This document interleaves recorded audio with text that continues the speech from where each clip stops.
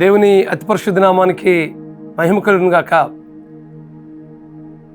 ఈరోజు for today వాక్య సందేశంలోనికి మిమ్మల్ని అందరినీ ప్రేమపూర్వకంగా ఆహ్వానిస్తున్నాను. ఎలా ఉన్నారు? అంతా క్షేమంగా ఉన్నారు కదూ? మీరంతా క్షేమంగా ఉండాలని, దినదినము ప్రభువుకి మరింత సమీపంగా జీవించాలని ఈ సందేశాలు మీ వద్దకు తీసుకొస్తున్నాం. ఈ సందేశాలు ఉంటున్న మీ అందరికీ సర్వశక్తిమంతుడును సర్వాధికారి సార్వభౌముడైన యేసుక్రీస్తు ప్రభు వారి అత్యున్నతమైన నామంలో లైఫ్ చర్చ్ వైజాగ్ నుంచి మీకు శుభములు తెలియజేస్తున్నాను. ఈరోజు యోహాను సువార్త 1వ అధ్యాయం 47వ వచనం చదువుకుందాం. యోహాను సువార్త 1వ అధ్యాయం 47వ వచనం చదువుకుందాం. యేసు నతానయేలు తన యొద్దకు వచ్చుట చూచి, ఇదిగో ఇతడు నిజముగా ఇశ్రాయేలీయుడు, ఇతని యందు ఏ కపటమును లేదని అతని గురించి చెప్పాను. నతానయేలు గురించి యేసుక్రీస్తు ప్రభువు వారు 2 ప్రాముఖ్యమైన విషయాలు చెప్పారు కదా. ఇదిగో ఇతడు నిజముగా ఇశ్రాయేలీయుడు, ఇతని యందు ఏ కపటమును లేదు. యేసుక్రీస్తు ప్రభువు వారిని వెంబడించడానికి మొట్టమొదట ఆంద్రేయును దేవుడు ఏర్పాటు చేసుకున్నాడు. ఆ తర్వాత ఫిలిప్పు, ఆ 3వ వ్యక్తి ఎవరంటే నతానయేలు. నతానయేలును చూసి అంటున్నాడు యేసుక్రీస్తు ప్రభువు వారు, నిజముగా ఇశ్రాయేలీయుడు అంటున్నాడు. అలా అనడంలో దేవుని యొక్క ఉద్దేశం ఏమిటి అని మనం గమనించినట్లయితే, దేవుని ధర్మశాస్త్రాన్ని పాటిస్తున్నాడు. అంత మాత్రమే కాదు కానీ రాబోయే మెస్సయ్య గురించి ఎదురు చూస్తూ ఉన్నాడు. నతానయేలు గురించి యేసు ప్రభువు వారు ఆ మాట అనగానే, నువ్వు నన్ను ఎలా ఎరిగావు ప్రభువా అని అంటున్నాడు. ఆ చెట్టు కింద ఉన్నప్పుడే నేను నిన్ను చూచాను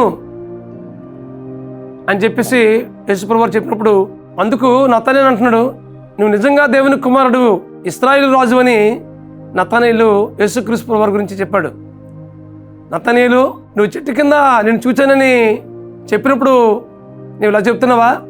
వీటికంటే గొప్ప కార్యాలు చూస్తావని చెప్పేసి యేసుక్రీస్తు ప్రభువు వారు నతానయేలు గురించి చెప్పినట్లుగా దేవుని వాక్యాలు మనం గమనిస్తున్నాం. ఇక్కడ నతానయేలు గురించి 2 విషయాలు ప్రస్తావించాడు. ఒకటేంటంటే, ఇతడు నిజంగా ఇశ్రాయేలీయుడు. అందులో ఇశ్రాయేలు ఎలాగ జీవించాలో, ఏ నియమాలు ఏ పద్ధతులు అయితే పాటించాలో వాటిని తూచ తప్పక పాటిస్తున్నాడు, దేవుని వాక్యానుసారంగా, దేవుని చిత్తానుసారంగా. అంత మాత్రమే కాదు కానీ రాబోయే మెస్సయ్య గురించి ఎదురు చూస్తూ ఉన్నాడు.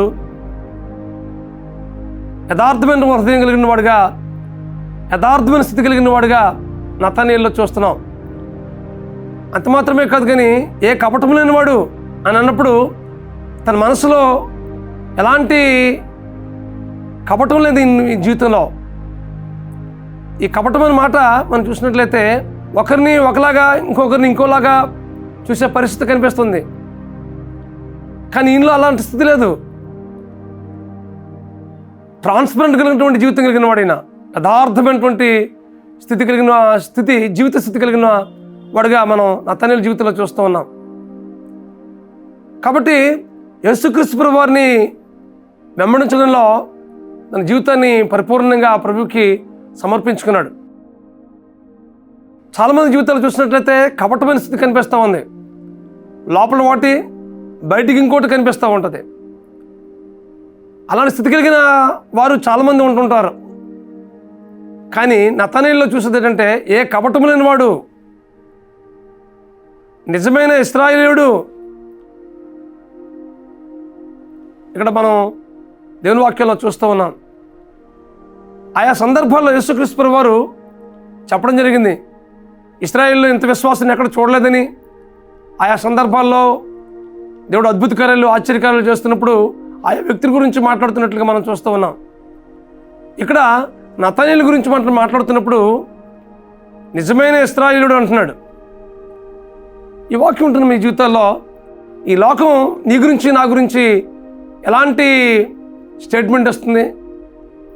వీళ్ళు నిజంగా దేవుని బిడ్డలే, వీళ్ళు నిజమైన క్రైస్తవులు, వీరు యేసుక్రీస్తుని పోలి నడుచుకుంటారు, వీళ్ళు యేసుక్రీస్తు ప్రేమ కనిపిస్తుంది అని నీ గురించి, నా గురించి ఈ లోకం సాక్ష్యం చెప్తుందా? అలా చెప్తే దేవునికి స్తోత్రం. లేకపోతే కనుక ఈ దినాన్ని నాకు తీర్మానం చేసుకుందాం. ఇదిగో ప్రభువా, నేను నిజమైనటువంటి మీ బిడ్డగా ఈ లోకంలో జీవించడానికి, మిమ్మల్ని పోలిగి ఈ లోకంలో బ్రతకడానికి, నా జీవితం ద్వారా మిమ్మల్ని అందించడానికి కృప చూపించు ప్రభు అని మన జీవితాల్లో ప్రభువుకి అప్పగించుకుందాం. అలాగే ఏ కపటం లేనివాడు అని నా తండ్రి గురించి చెప్పినట్లుగానే మన జీవితంలో కూడా ఏ కపటం లేని స్థితి మన జీవితంలో ఉండకుండా ప్రభువుకి మన జీవితం పరిపూర్ణంగా సమర్పించుకుందాం. అటు కృప పరిశుద్ధాత్మ దేవుడు మీకు అనుగ్రహించి నడిపించిన గాక. ప్రార్థన చేసుకుందాం. బ్రహ్మస్వరూపుడా, మహాకృపగల మా తండ్రి, నతానీయుల గురించి మీరు చెప్పిన మాటలు బట్టి మీకు స్తోత్రాలు చెల్లిస్తున్నాం ప్రభువా. ఇదేనా నతానీయుల జీవితాన్ని మా ముందు నుంచి మీరు ప్రోత్సహించిన మాటలు బట్టి మీకు స్తోత్రాలు చెల్లిస్తున్నాం ప్రభువా.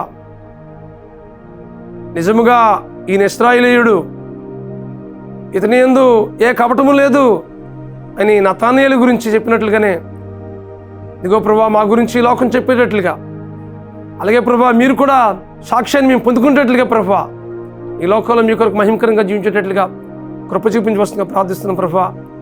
మా జీవితం అనేక మందికి ప్రభువా మిమ్మల్ని చూపించేటట్లుగా నిజమైన క్రైస్తవ బిడ్డలుగా ఈ లోకంలో బ్రతుకుతూ, ఏ కపటము లేని వారంగా ఈ లోకంలో బ్రతుకుతూ మీకు మహింపరిచే వారంగా, ప్రతి రంగంలో ప్రభువా మిమ్మల్ని మహిమ తెచ్చే వారంగా చేయమని ప్రార్థిస్తూ మీ కృపగల హస్తానికి మాకు అప్పగించుకుంటూ మా ప్రభువును మా రక్షకుడునైనా యేసుక్రీస్తు నామములో ప్రార్థించి పెట్టుకుంటున్నాం మా తండ్రి. ఆమేన్, ఆమేన్, ఆమేన్. నిజమైన దేవుని బిడ్డలంగా ఈ లోకంలో బ్రతుకుతూ, ఏ కపటం లేని వారంగా ఈ లోకంలో జీవిస్తూ, అలాంటి సాక్షి జీవితాన్ని కలిగి బ్రతుకుతూ అనేక మందికి మనం ఆశ్చర్యకరంగా ఉందిగాక. దేవుడు ఈ మాటలు మన కొరకు దీవించుగాక. God bless you friends. దేవుడు మీకు తోడుగా ఉండి అనునిత్యము తన సన్నిధి మీకు అందించునుగాక. God bless you.